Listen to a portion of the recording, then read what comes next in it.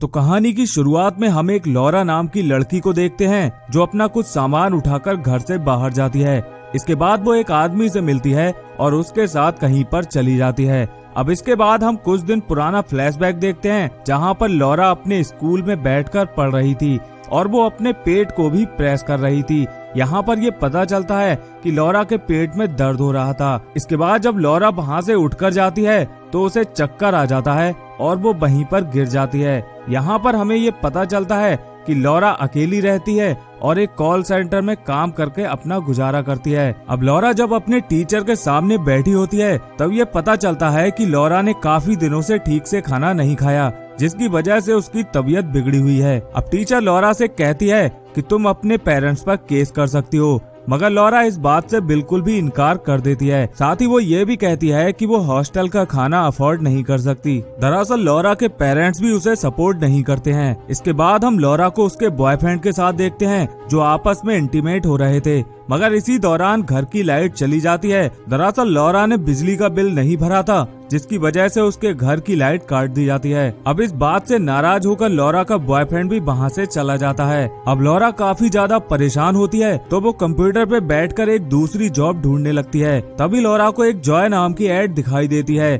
जो 1 घंटे के हिसाब से 100 यूरोस देने के लिए तैयार था। अब लॉरा इस बारे में काफी सोचती है और वो फाइनली इस जॉब के लिए अप्लाई कर देती है। इसके बाद इन दोनों की मैसेज के जरिए बात होने लगती है, मगर लॉरा काफी ज्यादा घबरा रही थी तो उधर से जॉय अपनी फोटो भेजता है और उसे रिलैक्स फील कराता है और कहता है कि सब कुछ ठीक है। इसके बाद हम फिर से वही सीन देखते हैं जो हमने कहानी की शुरुआत में देखा था। इसके बाद लॉरा जॉय से मिलने जाती है और ये दोनों मिलकर एक होटल में चले जाते हैं। अब होटल पहुंचने के बाद जॉय लॉरा को एक चिट्ठी देता है और उसमें लिखा होता है कि उसे क्या क्या करना है। इसके बाद लॉरा अपने कपड़े उतार कर नेक्ड होकर लेट जाती है और जॉय उसके साथ इंटीमेट होता है। अब लॉरा जॉय को बताती है कि उसे पैसों की जरूरत क्यों है। तभी जॉय भी उसे अपने बारे में बताने लगता है, मगर लॉरा उसे ऐसा करने से मना करती है। इसके बाद लॉरा अपने कपड़े पहनती है और वहाँ से 100 यूरोस लेकर चली जाती है। जब लॉरा घर जाकर उन यूरोस को गिनती है तो वो देखती है कि वो 100 यूरोस नहीं थे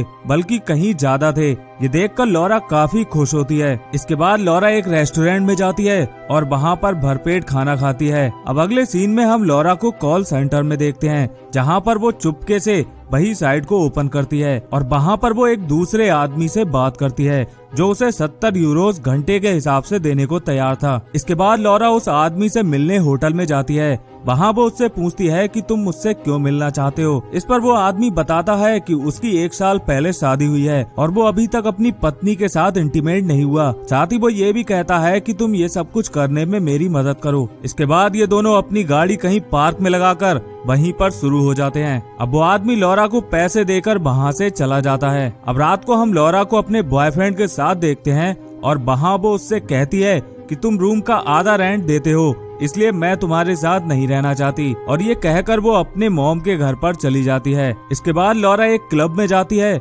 जहाँ बेंजामिन नाम का एक लड़का उससे फ्लर्ट करने लगता है और वो उसे छोड़ने बाहर तक भी आता है। अब अगले दिन लॉरा एक फोटोग्राफर के पास जाती है और वहाँ पर अपनी कुछ न्यूड फोटो खिंचवाती है।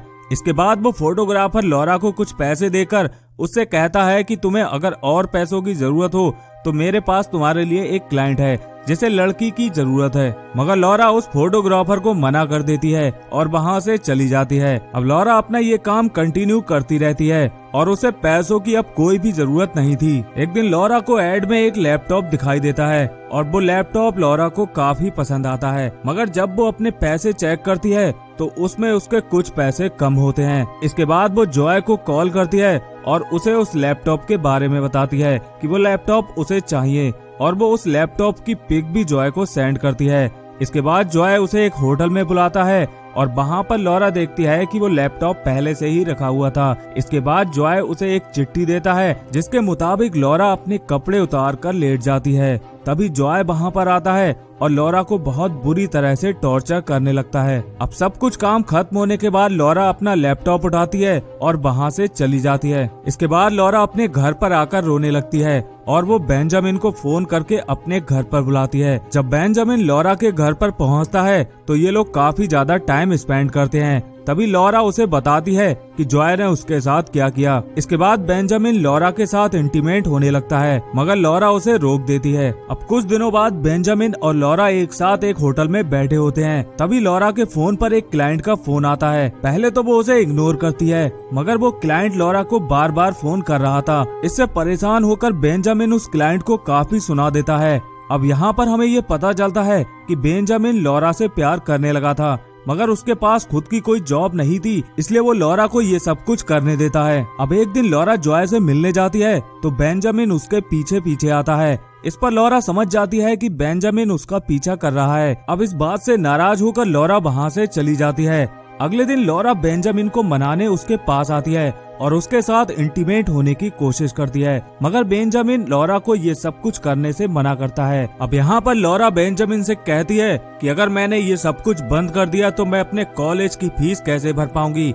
इस पर बेंजामिन उससे कहता है कि ये परेशानियां हर किसी के साथ आती हैं, मगर हर कोई तुम्हारी तरह गंदे काम नहीं करता, और इतना कहकर वो वहाँ से चला जाता है। अब अगले दिन लॉरा उस फोटोग्राफर के पास जाती है और उससे अपनी न्यूड फोटो डिलीट करने को कहती है, मगर वो फोटोग्राफर उसे ऐसा करने से मना कर देता है और उल्टा उसे गलत तरीके से टच करने लगता है। ये देखकर लॉरा को काफी गुस्सा आता है और वो उस फोटोग्राफर को वहीं पर पीटने लगती है। अगले दिन लॉरा जॉय को फोन करती है और उसे बताती है कि वो पेरिस जा रही है। तभी जॉय उससे कहता है कि आज रात के लिए मेरे पास तुम्हारे लिए एक ऑफर है, जिसमें तुम्हें 100 यूरोस मिलेंगे और इन पैसों से तुम पेरिस जाकर सेटल हो सकती हो। इसके बाद लॉरा जॉय से मिलने जाती है और वो एक होटल में जाकर कई लोगों के साथ इंटीमेट होती है, जिसकी वजह से उसकी काफी तबीयत खराब हो जाती है। लॉरा जब अपने पैसों को चेक करती है तो वहाँ पर सिर्फ 100 यूरोस ही थे और वहाँ पर एक चिट्ठी और पड़ी हुई थी, जिस पर जॉय ने लिखा था कि मैं जल्द ही तुम्हारे पूरे पैसे वापस कर दूंगा। अब अगले दिन लॉरा पेरिस जाने के लिए तैयार थी। वो रास्ते में जॉय को कॉल करती है, मगर उसका फोन नहीं उठता। थोड़ी देर बाद जॉय का कॉल आता है और वो बताता है कि उसकी बीवी ने उसका बैंक अकाउंट फ्रीज कर दिया है, जिसकी वजह से वो उसके पैसे अभी नहीं लौटा सकता। इस पर लॉरा कहती है कि तुम झूठ बोल रहे हो, और उसे उसकी बातों पर यकीन नहीं हो रहा था। अब ये सब कुछ छोड़कर लॉरा पेरिस चली जाती है और वहाँ वो अपने लिए जॉब ढूंढने लगती है, मगर उसे इस काम में कामयाबी नहीं मिलती। तभी उसके फोन पर एक क्लाइंट का फोन आता है जो उसे 3000 यूरो देने के लिए तैयार था, मगर लॉरा उस क्लाइंट को मना कर देती है क्योंकि वो अब दोबारा इस काम में नहीं जाना चाहती थी। अगले दिन लॉरा अपना रिजल्ट चेक करती है, जहां वो अच्छे नंबरों से पास हो गई थी और इसकी वजह से उसे जॉब भी मिल जाती है, जिसके बाद उसकी लाइफ एकदम सेटल हो जाती है। और ऐसे ये कहानी यहीं पर खत्म हो जाती है।